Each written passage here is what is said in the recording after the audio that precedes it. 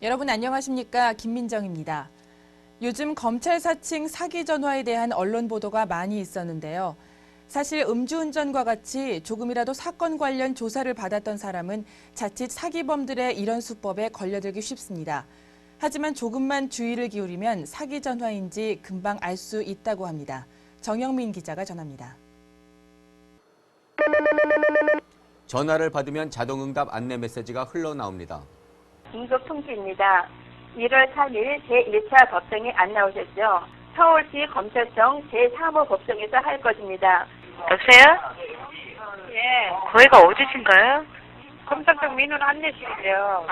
지금 자동 응답기에 나온 내용은 전혀 뭔지 모르겠다고요. 그러면 여사님의 이름을 대주세요. 우리가 조회해보게요. 네? 범인들은 주로 중국이나 대만에서 활동하는 조직이기 때문에 안내를 자세히 들어보면 중국 교포의 억양이 강하게 묻어납니다. 또한 검찰청에서 조사를 위해 출석을 요구할 때는 출석 요구서를 보내거나 수사관이 직접 전화로 연락하는 경우는 있지만 ARS, 즉 자동응답 전화를 이용하진 않습니다.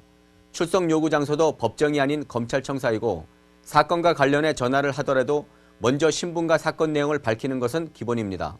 검찰청에서는 ARS 전화를 통하여 출석을 요구하지 않고 주민등록번호, 주거래은행, 통장 잔고 등의 개인정보를 물어보지 않으며 현금 지급기를 이용하여 계좌를 인증하는 경우는 없으므로 유의하셔야 합니다.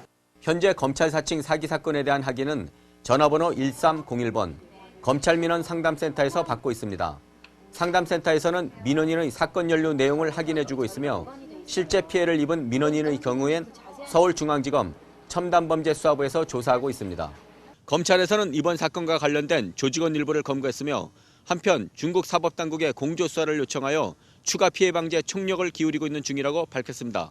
지금까지 SPBS 정영민입니다. 대검찰청 마약감식실은 머리카락 분석만으로도 1년 전 대마의 흡연 여부를 확인할 수 있는 새로운 감식 기법을 개발해 마약 관련 수사력 향상에 기대를 모으고 있습니다. 김현정 기자입니다. 대마초는 우리나라에서 필로폰에 이어 두 번째로 남용이 많은 마약입니다. 그러나 대마 성분의 화학적 특성상 체내 축적량이 많지 않아 지금까지는 대마사범 단속에 매우 어려움이 많았습니다.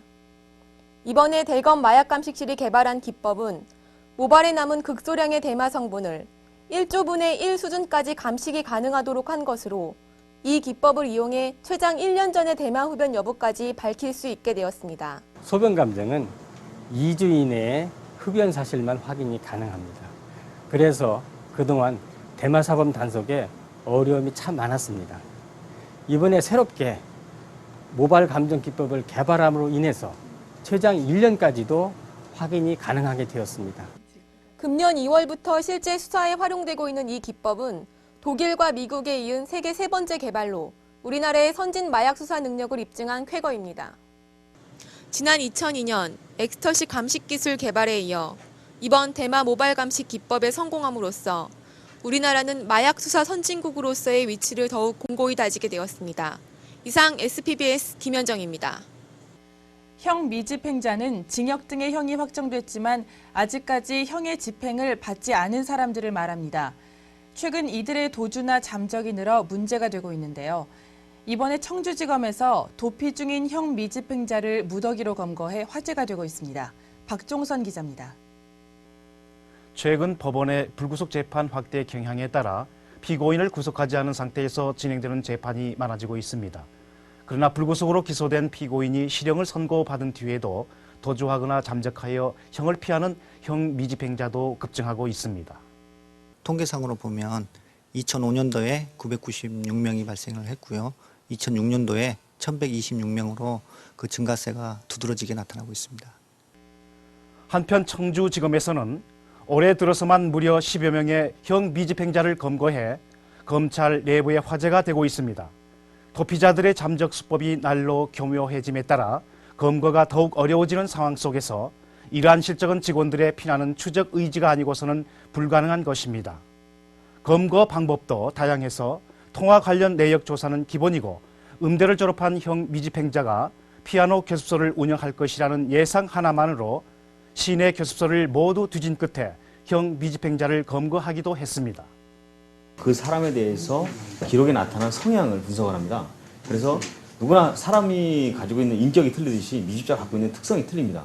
그래서 그 색깔을 찾아서 그 색깔대로 집중적으로 조사를 하다 보면은 미집자를 분명히 검거할 수 있을 거라 생각합니다.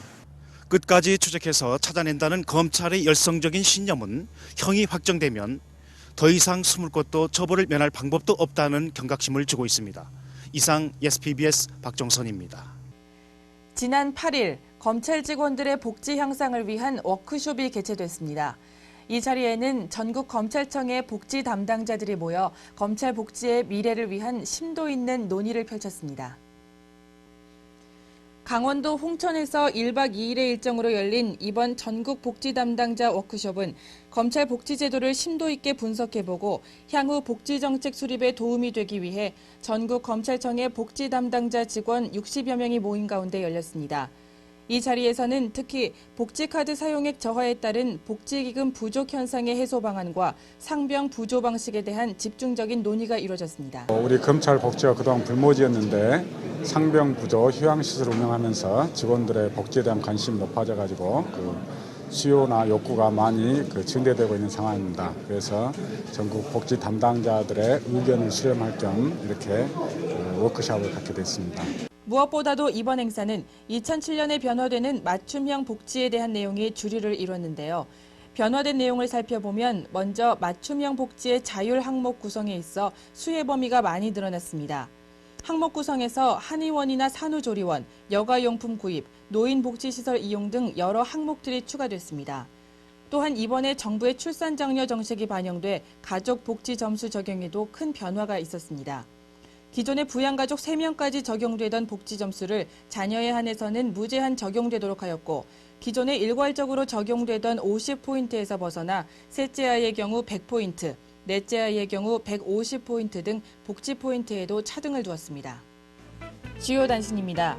지난 6일 과천 문원체육공원에서 법원과 검찰이 화합의 친선 축구대회를 가졌습니다. 4쿼터로 나누어 85분간 진행된 이날 경기는 승패를 떠나 서로 간 친목과 이해를 도모하는 유익한 시간이었습니다.